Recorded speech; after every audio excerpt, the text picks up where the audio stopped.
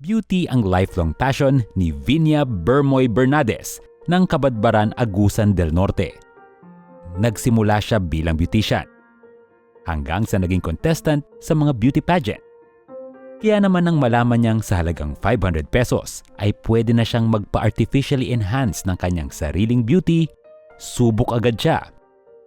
Pero ang mabilisang desisyon, merong panghabang buhay na komplikasyon sa kanyang muka. Ganun pa man, tuloy pa rin daw ang rampa ni Vinia sa mga BeauCon. Yan ang pinagkwentuhan nila ni Doc Ana sa Share Ko Lang.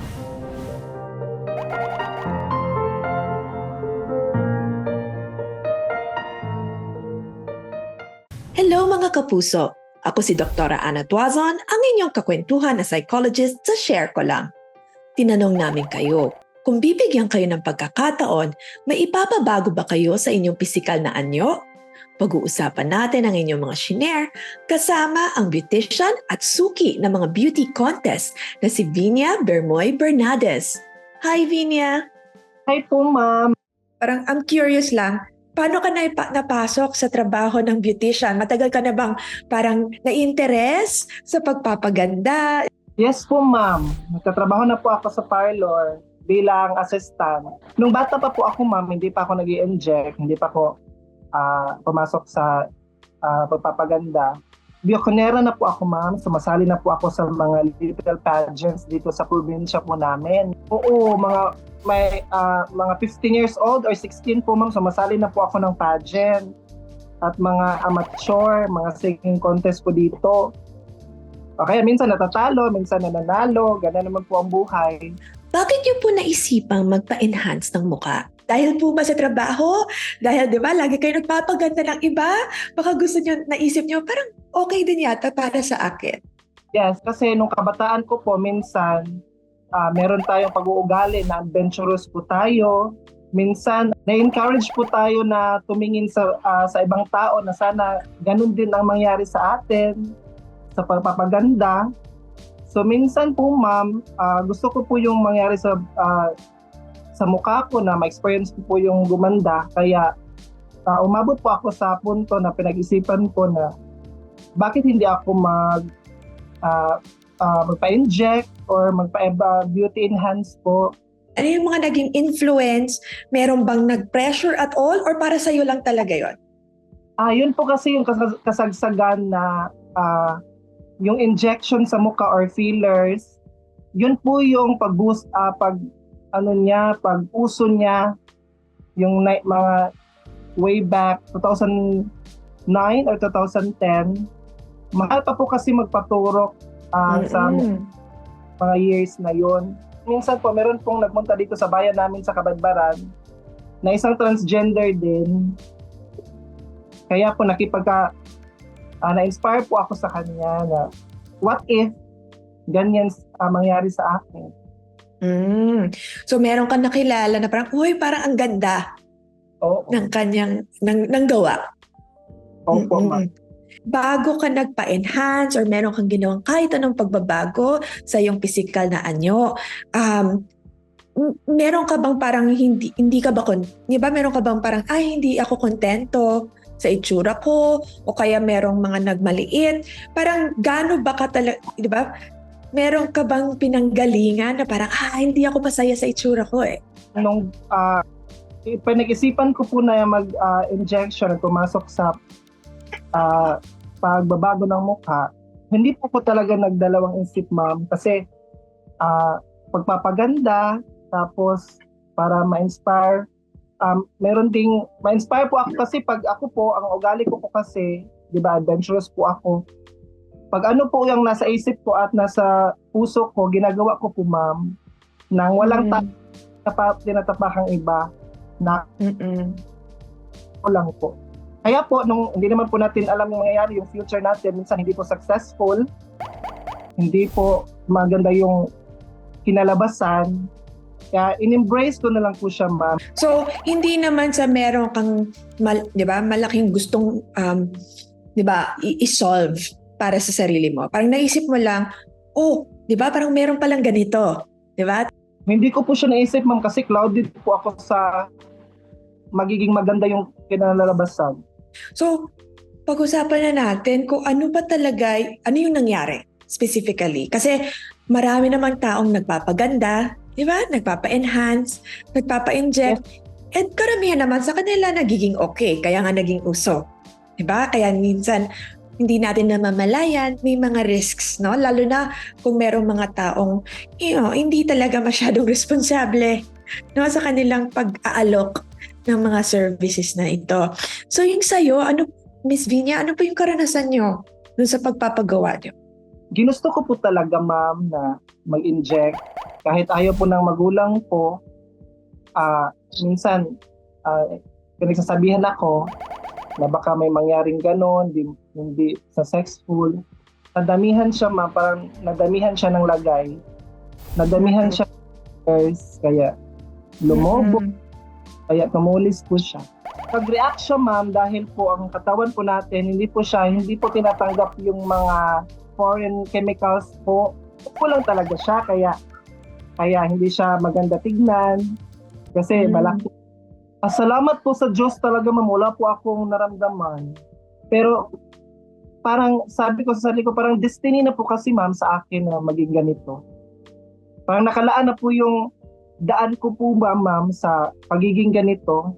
Kaya para sa akin, hindi ko po siya tinitignan na kamalian sa buhay. Kasi hindi ka naman dyan ilalaan ng Diyos sa ganyang daan kung hindi mo din kaya.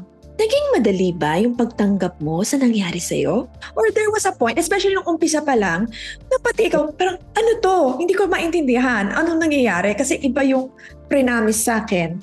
Diba? Na magiging outcome. In fact po, mga 2010 or 2009, doon po ako nagsimulang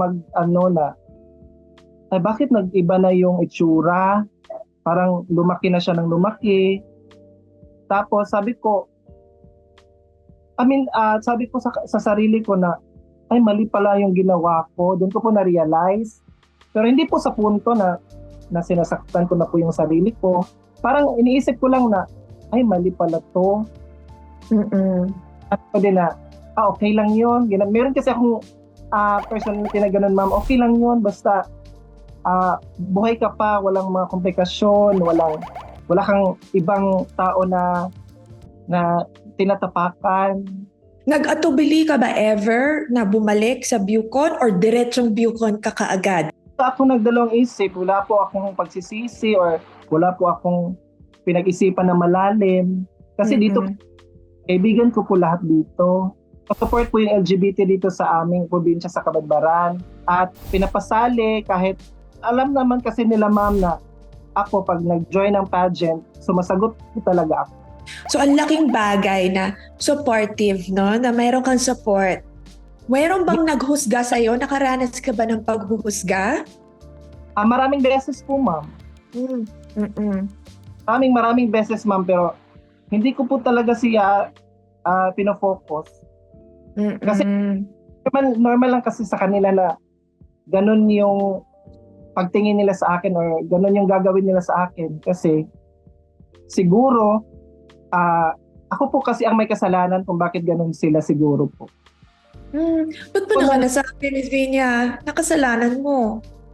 Siguro kasi, di ba, ma'am, ginawa kong ganito yung buhay ko na iniba ko yung mukha ko. So, in the feedback ko sa mga tao, magtatanong talaga sila, anong nangyari, bakit ganyan, o merong hindi gusto, di ba? Kaya, reverse cycle ko na lang, ma'am. Pero sila inaaway kasi parang iniisip ko ba nakasalanan ko naman din, kaya tanggapin. At paano lang sa tenga, wag na ipalabas na lang, wag nang i-focus doon ba sa kanya, sa mga bata. On one hand, di ba, parang napaka-understanding mo, parang nagigets mo ba't nalilito sila, ba't nagtataka sila, bakit may mga tanong. At the same time, Miss Vinia, parang hindi naman ganun kasimple na kasalanan nyo. Syempre meron kayong ginusto, di ba? Meron kayong enhancement na gustong pagawa. Meron po kasi akong personality, ma'am, para hindi na lang dumami yung para hindi na lang po dumating sa anxiety po. Dinadirect ko na lang na kasalanan ko baka. Ginaganon ko na lang. Oo, kasi kung isipin mo yung talagang lahat na nangyari at isipin mo na Parang baka kung saang emosyon ka pa mapunta, baka mainis ka pa. Wala po bang parang side effect din na inaako nyo na parang kasalanan kasi wala naman may ginusto nito. Ito ay aksidente. Hindi po ba? Pagkulan mo, ma'am, mas lalala yung sitwasyon. Kaya, iniisip ginagawa ko na lang barrier sa sarili ko na, kasalanan ko naman din, bahala sila sa buhay nila. Ganun man ba? Parang hindi ko na, mas nag-focus ako sa may mga importansya na gawain, mag-create pa ng gulo, or, di ba, ma'am? So tinanong namin ang aming mga kapuso. Nagtanong kami, di ba? Meron ba silang gustong ipabago? No? Sabi nung iba, sabi ng isang nating kapuso, gusto ko kasi yung ilong ko parang chicharong bulaklak. Inaasar akong chicharon. Sabi naman ng isa nating kapuso, gusto ko magpapayat kasi hindi talaga maiiwasan na asarin ka minsan dahil sa weight mo. Hindi ko kaya the normal way, so feeling ko need ko ng tulong ni Doc. So, base doon sa dalawa nating kapuso, di ba parang one of the reasons na gusto nila magpaganda, magbago ng kanilang anyo ay dahil sa merong mga, di ba, may mga nanghuhusga nga, may nagbubuli, may nangaasar. Sa'yo ba, naka-experience ka na ba ng ganyan? Or talagang confident ka? Di ba? Sabi mo nga, parang talagang stable na stable ka, Miss Vinia, di ba? Talagang stable ka sa sarili. Sa buhay po ng tao, kahit ano ka pa, mayaman ka pa po, or maganda, pangit, but ano po ang estado po sa buhay, meron po talagang sitwasyon na hahanapan po tayo ng tao na sasabihin sa'yo, parang i-define ka po nila. Kaya inahanda ko po yung sarili ko sa ganyan, sa pagiging hindi ko na lang pinapansin. Minsan, kinakaibigan po, mama, in-explain ko sa nila nga, bakit ka pa naglalaan ng hatred sa puso mo na ang saya-sayang mabuhay, ang saya-sayang magmahal, di ba, ma'am? Miss Vinia, saan nyo nakukuha ang inyong lakas? Saan nyo natutunan yan? Kasi maraming mga bata, di ba? Maraming mga bata, maraming mga LGBTQ. Di ba? Nahihirapan talaga kasi sa paghuhusga, no? Ng mga ibang tao. Sino nagturo sa'yo niyan? Sa akin po, ma'am, sa experience po kasi yan sa buhay, madami na po akong naranasan. Kaya, kasi po, yung mga naranasan mong kamalian, yun po yung mag-mold sa'yo. Yun po magbibigay sa'yo ng kalakasan. Para ano mo yung buhay, ma-penetrate or ma-sustain mo yung buhay mo araw-araw. Kaya, pag meron kang na-encounter na bashers or mga taong hindi may gusto sa'yo, alam mo na yung gagawin. So hindi naman sa dahil napakaganda ng buhay kaya ka ganyan. So, actually marami kang pinagdaanan. Yes, ma'am, marami po. Mga kamalian ko po, hindi po ito yung mukha ko na meron na pong mas worse na nangyari sa akin. Na binigyan na po ako ng sakit. Binigyan na po ako ng naka-experience na po akong makulong. Ganun ang mga pagdaanan, ma'am, na hindi po nadaan experience ng iba. Kaya parang kung ikumpara mo, no, kung itsura o anyo lang naman ang nagbago, parang kayang-kaya yun. Kayang-kaya yun, hindi rin pinakamalaking problema sa mundo. Meron pang mga taong naghanap ng mataas na sana mabuhay pa ako. Yun yung dapat ang iniisip natin, mas mahalaga ang buhay kaysa itsura. So meron naman po tayong mga ibang kapuso. Ang sabi naman nila actually, kontento na sila, no? At hindi sila interested magbago ng anyo. Sabi ng isa, I don't need to renew my physical appearance. Just accept what you have. Ayan. Oh, may palakpak. Galing kay Miss Vinia. Sabi ng isa, wala akong ipapabago. Each part of my body serves its purpose and I'm comfortable with it. At ang sabi naman ng isa, kontento na ako sa kung anong mayroon ako, pero hindi natin dapat i-judge ang mga nagpaparetoke, lalo na kung doon sila sasaya. So ano pong masasabi nyo? Baka natutuwa kayo sa mga pinahiwatig ng ating mga kapuso. Sa akin lang po na part, ang masasabi ko, kung bibigyan lang po ako ng pagkakataong maibalik po yung panahon, or meron lang po sanang time machine, hindi ko po talaga babaguhin. Yan yung isang sanang pagkakataon na gusto kong ibalik. Kasi doon ko po, kasi na-realize ko na po sa future ngayon at sa nakaraan na mas okay yung natural na bigay ng Diyos. Pang pagyam. So parang dun sa experience, di ba? Parang doon mo natutunang talagang ma-appreciate kung ano yung meron sa'yo noon pa na hindi Yes. mo actually kailangan baguhin. Yes, ma'am. Kung ikaw ay bigyan ng pagkakataon ulit in the future na magpabago ng mukha or magpa-enhance, gagawin mo pa ba, Miss Vinia? Wala pong plastikan na sagot, ma'am. Meron po talaga akong gustong baguhin. Gusto ko pong lang medyo para bumalik lang, para hindi na po siya malaking tingnan kasi hindi pa siya normal tingnan, ma'am. Magpapaayos po ako at i-embrace ko na din po yung chance na mabalik po yung kahit para hindi lang siya meron lang siyang mabago na maliit lang, ma'am, ba? Para hindi siya pangit tignan din. Sabi naman ng ibang ating mga kapuso, okay na daw sila pero ayaw nila kasi takot sila sa side effects. So specifically, takot sila kasi lahat naman ng pagpapaayos, di ba? Lahat ng ginagawa natin sa ating mga mukha at katawan, may risk. So sabi ng isa nating kapuso, okay na po ako, panandali, ang ganda lang yan. Yung side effect po niyan, ang problema sa katagalan. Ano ang sa iyong karanasan? Kasi talagang, di ba, na-experience nyo na on both sides, kahit, di ba, tanggap nyo na rin. At the same time, anong gusto nyo sanang malaman ng mga taong nag-iisip? Di ba, parang nagpaplano at nag-iisip, magpa-enhance. Siyempre, yun sa inyo po, injection. Sa iba, di ba, iba-ibang enhancement. Pwedeng fillers lang, pwedeng sa iba talagang buong paretoke. Miss Vinia, ano po yung masasabi niyo sa mga taong nagbabalak, nag-iisip? Kung para sa kanila ba ang pagbabago ng anyo, pagre-retoke, pag-enhance? Ang masasabi ko lang po, ma'am, binigyan po tayo ng Diyos ng iba't ibang paraan at iba't ibang pag-iisip. Nasa sa atin na po yun kasi ngayon, ma'am, ang swerte-swerte nga nila kasi nasa-search nila sa YouTube yung after at before. Alam na nila ang mangyayari. Meron na mga feedbacks na mga naunang nagparitoke or kung okay ba ang kinalabasan. Alam na nila, ma'am, ba ngayon sa bagong taon ngayon, alam na nila, makikita na nila yung before after. Kasi noon sa akin, wala pa talaga, ma'am, 2010, wala pang mga Facebook, wala pang hindi pa ang before and after na makikita mo. Kasi ang gusto kong sabihin sa kanila, okay lang po na magpaganda, basta pumunta lang po sa mga proper na doktor.